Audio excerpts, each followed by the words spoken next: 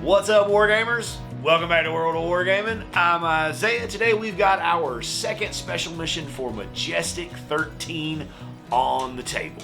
Before we go take a look at the board and all that wonderful stuff, if you haven't considered smashing some of the buttons at the bottom of your screen or checking out the links in the description of the video, please consider it. You don't have to do it. Just think about it for a minute because it really would help me and the channel out. That being said, I'm done shilling for myself. Let's go take a look at the board, the scenario, all that good stuff, and get into this game of Majestic 13. Okay, my friends, this is going to be our table for special mission number 2, which occurs at rank 6, which is Urban Assault. So we've got a lot of Force team members active in this zone. We have 5 regular Force soldiers, and we have 2 shock troopers. The shock troopers are the ones with the big scythes. Secondary objective is terrain collection. So there are 4 official pieces of terrain on this board, which are the 2 buildings here, and then the 2 trailers over here. Those are our actual pieces of terrain. Everything else is scattered because those are the only buildings that were actually mapped out for this one.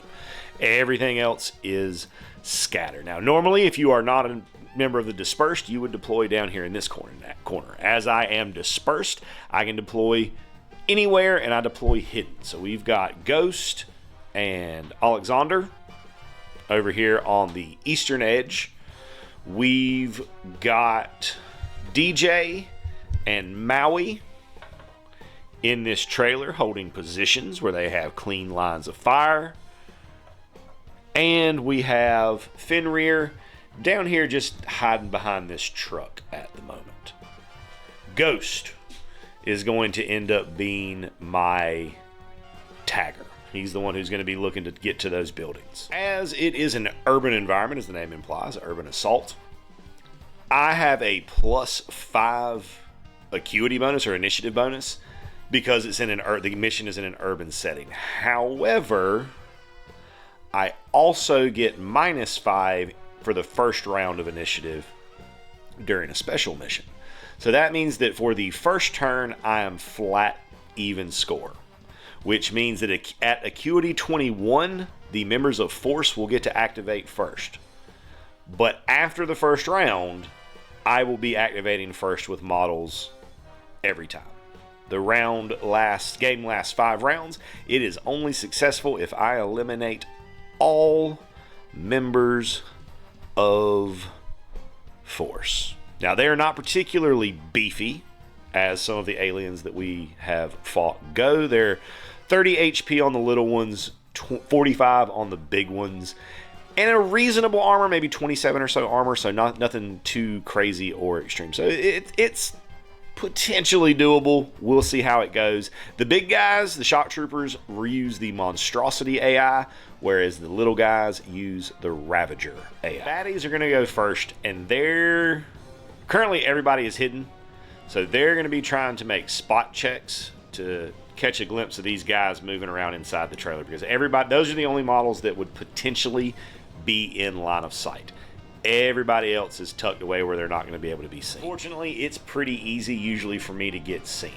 The target number is 25, and it's an acuity check, and their acuity is 21. So we're going to start up here with that guy, and we're going to just move through and see what happens. So first guy, 16, he's going to spot DJ. He is then going to use his first basic action, because that's what they do, and take a shot. Successful, he just stays put and shoots. But I am in cover, so he's got to roll 2, take the lowest. A 3 is not going to hit. We'll move up to cover and take a shot. 5 should be a miss. 5 is a miss. It is just barely a miss, but it is a miss. With the rest of these guys are all going to be doing the same thing, so I'm going to go ahead and run through that off camera, and I will let you guys know if any damage or anything gets taken by me in this first round of them just swarming me. Because of my cover, 4 of these guys miss. One of them does hit me, but he doesn't do any damage. It just peels off my blade of shields. both of these guys move into the trailer with me. They ignore Maui because he is still hidden. He has not been spotted. DJ has. But they use both of their actions to get to me, so they are not going to be shooting at me right now, which is something. Reasonable amount of debate with myself on this topic. I've decided to stay in place, take my chances, and I'm going to shoot him. Looking for a good roll here. 18's a good roll because I am combat 19. It's not enough to crit, but it's a good roll. It's enough to hit. 3d6 damage. So 8 damage because their special armor takes 3 off of it. So 8 damage on that fellow. Rear is next for me, and he's going to move his 11 up this way from his starting point behind the truck, around the trees, and up to behind those cars. He's going to scoot over just a little bit, maintain his cover, and take this shot. Let's see. He's hidden, so I have surprise, so I crit on a 19 or a 20 here. That's an 8, but with my combat 17 is a 25. That should still hit. That is a miss. He's going to double move. So what he's going to do is move to within an inch of this building, and then he's going to run up here and tuck out of line of sight at the gas station, which is the second building. That gives me 2 of the terrain pieces touched. What Ghost will do when it's his turn. I messed up the order. Maui was supposed to be next, and then him. So Maui is going to move. Well, I guess, does he need to move? Yeah, because I don't want to be in that doorway. So we're going to move to here.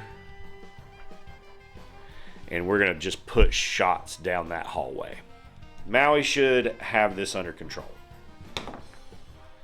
That's a crit. That's a crit because I was hidden. So surprise. It's also a crit because of his combat score, which is 20, by the way. So this is going to be a chunk of damage on this dude. This might actually end up hurting me. Okay. So it's 46 for the weapon. And then because I have retech weapons from my advanced research station, I get, anytime I crit, I have an extra 2d6 that I roll before doubling my damage. So 6, 10, 16, 19, 22, plus 1 damage for my combat stat, 23 times 2 is 46. They have 45 health points, but he will blow up. Now, when they die, they have basically like the Predator thing where they just explode. They self-destruct and don't leave anything behind. So all of my team members within 12 inches. I don't know if it would go through the walls. I don't know. Being inside buildings is something I haven't dealt with a lot yet in the game. I don't think that it would go through the wall and hit the guy on the outside, but I do think it would hit both of the guys that are inside. So that's the way I'm going to play it. Get the chance to dodge this. So I have to succeed on a fortitude check of target number 23. So we'll go for DJ first since he's closer. In the tray, Isaiah. So that's a 10 plus his fortitude of 12. 3d6. Of course, it's a bonkers roll. 6, 10, 14 damage. Minus 2. Minus 1 for my body armor. Minus 1 for my advantage of a reinforced thermal layer. So minus 2. So 12 damage. So stunned. We'll then roll, see how Maui does on his fortitude test.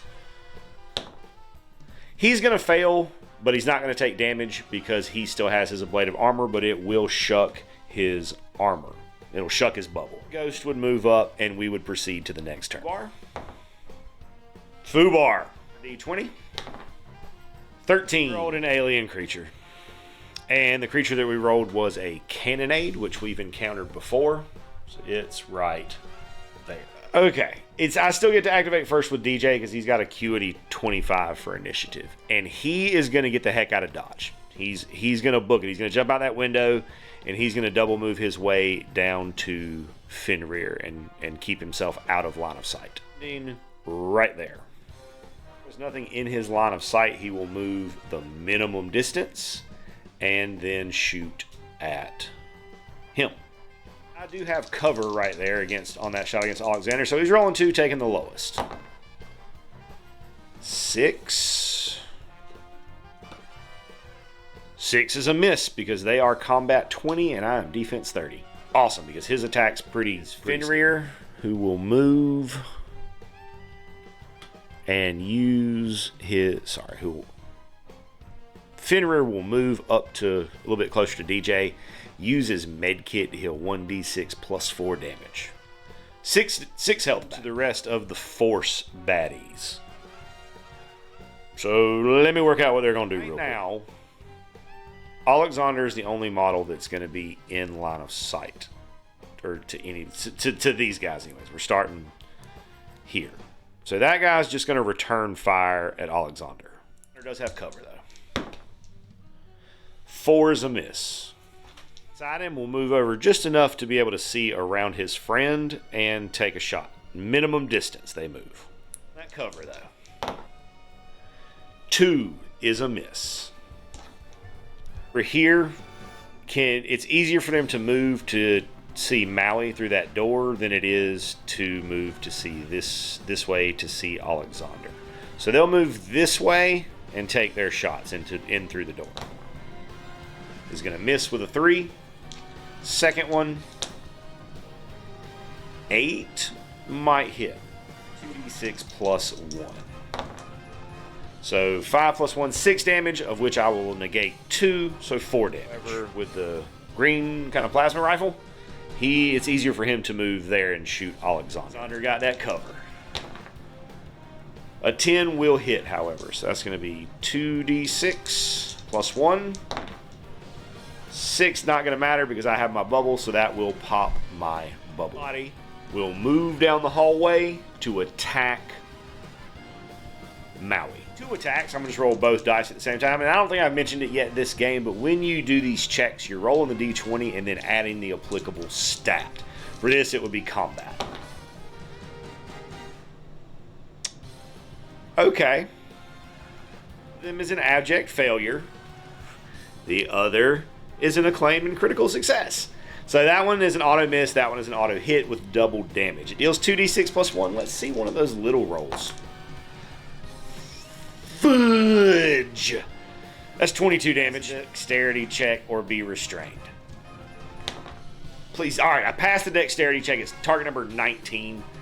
So I'm good there. At least that. Maui out with the 4 damage he already had on him. That takes him out. He has 24 HP. So that sucks pretty bad. Pretty bad does that suck. Alexander's going to stay put. But I'm going to use my drone landing pad to call in a strike.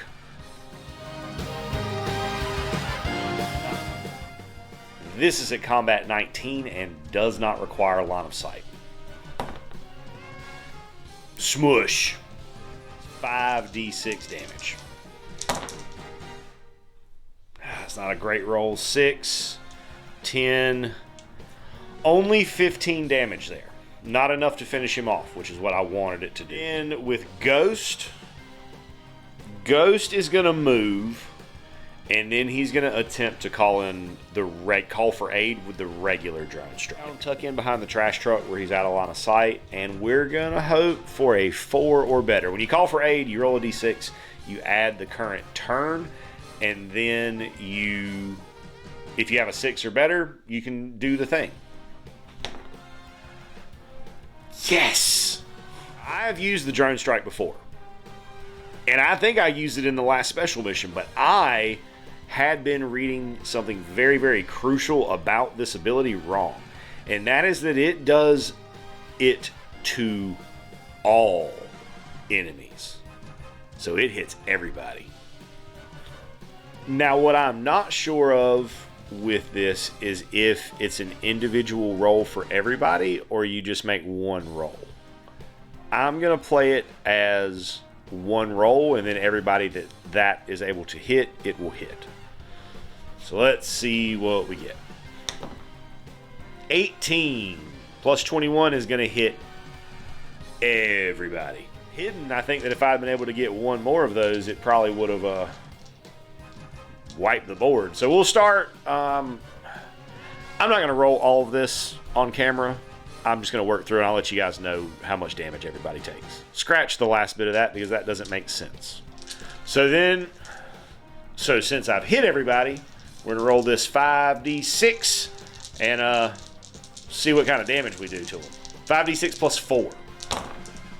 That is a much better roll. That is a much better roll. That is 10, 20. That's 24 damage to everything on the board. Put down a million counters on the board. So I'm going to say 24 up here. And that represents that currently all of the regular force members are at 24 damage, which means they all have 6 health remaining. And then I'm going to mark the cannonade down here. That did, however, remove the last of the shock troopers from the board. So that's something. It was inside, so I don't know what to do there, and I'm going to maintain consistency. If I'm doing it wrong, at least I want to do it wrong consistently, saying that it doesn't go through the walls. Cannonade then gets to activate again at 11. So he's going to take a shot at Alexander, and then he'll move for cover. Gotta find my other red dice. Found it. 3 is a miss. Let's go. Right there, and we will go to turn 3. For Fubar. So we'll roll the d20. Getting an 8 is a terrain collapse. We'll go 1, 2, 3, 4. 3 is the gas station. Models within 3 inches of the terrain take 1d6 plus 2 damage. It doesn't say to remove the piece of terrain, so I'm going to leave it there. On the cannonade, 5 damage. Damage on Alexander, 7 damage. We'll start with DJ. He's going to try to clear his condition again. Clears it. Stunned is gone. A way to get a good shot where I can shoot them without cover from where DJ was. So he's going to double move down to here and just try to reposition, because taking a shot when they've got cover is a useless shot in my opinion. Having to roll that disadvantage on a d20 is just it's not worth the risk, even though they are at such low health. So he's just going to double move there. Cannonade activates within 12 inches of 2 of my guys, so it will do a leveling blast. Dexterity checks. So dexterity check for Alexander, target number 20. Pass. And for Ghost, pass, because he is Dex 14. Excellent. Nothing comes of the cannonade. Fenrir is going to be double moving himself down behind DJ to try to get this flank on these fellows right there. Did not move last turn. We'll move to the back of the car to gain cover from Alexander and shoot. 10 is going to hit. Plus 1. That's 8 minus 2, 6. These 2 that moved last turn will just be taking shots. We'll hit. Go ahead and see if the second one hits. Second one will not hit. So let's see what the first one is. 6 plus 1 is 7, minus 2 for 5. Up on the north end, their only real option to get a shot is to move this way, shortest distance, to get somebody in a line of sight and shoot at Alexander. So first one will hit for 8, 9, minus 2, 7. Second one will take his shot. And he critically misses. We'll jump over 11 to grab cover there, and then shoot downrange at this fellow who does not have any cover. 17. 12 plus 17 is a 22, 29. Minus 2 is a 27. That will hit. And it's going to hit for 3d6 with the heavy repeater. That's enough to finish that one off. There is nobody in range. Well, hold on one second. Their Predator self-destruct thing says that force team members are immune. However, the cannonade is not a force team member. So I think that the blast would hit him. And if I'm wrong, let me know, and I'll do it better next time. He's got Fortitude 23, and it's a Fortitude 23 target number. So the only way that he can fail and take damage is if he rolls a 1. Which he does not. Just going to get on with his recon mission. I need to hit these other 2 buildings. So we're going to go ahead and get this one. We can get to that one next turn. It is a double move to get there. And then our final activation will be the cannonade going a second time. He's just going to shoot at Alexander. Hit me. Hopefully he cannot. He cannot hit me with a 2. Outstanding. 4. Fubar. Jeez Louise. And we're going to get a 12. This is kind of a neat one. A 12 is a space-time distortion. So for every model on the board, I'm going to roll a d6. Anybody that gets a 5 up will move 2d6 in a random direction and then take that much damage. Can't move them off a board or anything like that, but it could potentially kill off some of these force members. So let's see what happens. The only one affected on my team. He ends up taking 7 damage. 2 of the force team members get blasted off the board. They both walk up towards the north side of the board, so no one's going to get hit by their guys. He would have been in range, but he didn't roll a 1 on either of the tests, so he's still fine. And now I get to do stuff. DJ to like right here up against the fence, and he's gonna pop a shot at that guy. Not the cannonade, but the dude. Combat 19. Hits. With his 3d6 heavy repeating. Oh yeah, he did. Of his blast, we'll see if the cannonade rolls a 1. He does not. Our friend here is activating. He's within 12 of one enemy, that being DJ, so he's going to use Disrupting Blast. So I have to make a... Oh no, it's combat attack. Okay, so combat attack. I have cover. 5 is going to be a miss because I am defense 30 and he is combat 20. So nothing else matters. Fenrir will move to that location. And he's going to take a shot at this guy down here. He's got cover, so it's not going to be a great shot because I'm shooting through all that stuff, but I got to take it. Now is a point where I just got to take the shot. That's a miss. Move up to cover here. And shoot. So let's see if he can hit. I've got cover as well. 4 is a miss. Connor's just got to go for it. I'm going to move here to take his cover away, and then we're going to take our shot. You jerk! We'll double move there to finish up that secondary objective. And Cannonade will then get to activate again. He will just use his basic attack at DJ. DJ does have cover. That's a hit, though. For 2d6. Oh, so first I got to take a fortitude test. Target number 20. Pass. So nothing. I read that wrong. It's 4d6 plus 1. Plus 3. Jeez Louise. Luckily, he rolls pretty low. So 4, 7, 8, 9, plus 3, 12, minus 2, 10 damage. People have to take dexterity checks. So it's all the guys within 6, which will be Fenrir. Dexterity, target number 20. In the tray. That is a pass, so no damage for him. Go to turn 5, which is a guaranteed foobar, because even if I roll a 1, it's plus 5, which is a 6. So let's just go straight to the d20 and see what we get. 8. Ring collapse. So let's see what falls down. In the tray. 1. So this one will collapse The only one close enough to be affected by that is Fenrir, so he'll take 1d6 plus 1. 7 minus 2, so 5 damage. Open up with DJ.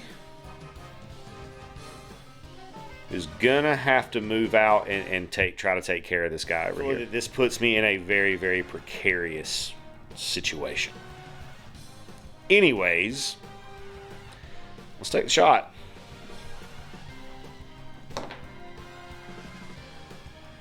I guess it doesn't. Oh, wait. No, it doesn't matter because I roll a 2. Can't hit. There is no way for me to achieve victory because of the cannonade. Because the victory conditions say that all enemies have to be defeated. And there is absolutely no possible way for me to get the cannonade off the board. That was just a really, really, really unfortunate foobar table roll. If I'm wrong and it's just that you have to kill the force members, I guess let me know. So we'll do their actions, see if they finish anybody off, and then I'm going to call it a wrap. Shoot at Fenrir, who does have cover. He misses. And the remaining other guy will shoot at DJ, who does not have cover. He will hit for 2d6 plus 1. 8, 9, minus 2, 7 damage. See if Fenrir could have finished off that force guy. 13. So he would hit. Wait. Yep, he would hit for 2d6. And it wouldn't even have been enough to finish him off because of their armor, their damage reduction. So that is a failed mission, but it was very, very close to being successful. Had it not been for this poor roll right here, I think that I actually may have been able to win that mission. Maui, 10. He has a questionable wound, so that means that the next time I go on mission, I will be down a man. I'll only have 4 guys because Maui has to stay back.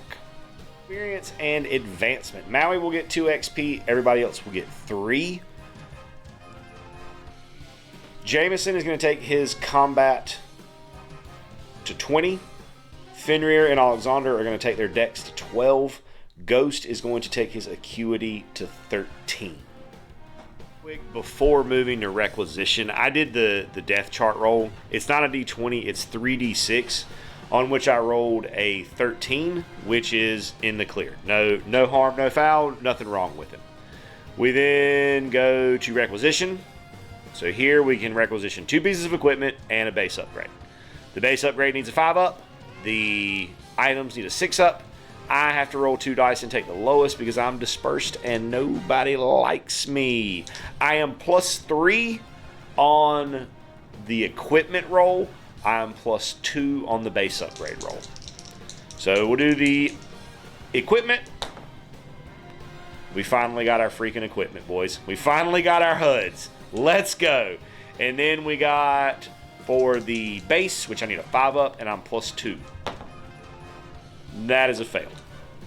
That, my friends, I get my 2 HUDs. I'm going to give one of them to DJ and one of them to Alexander and record that the internet monitoring station is the base requisition that I did not get.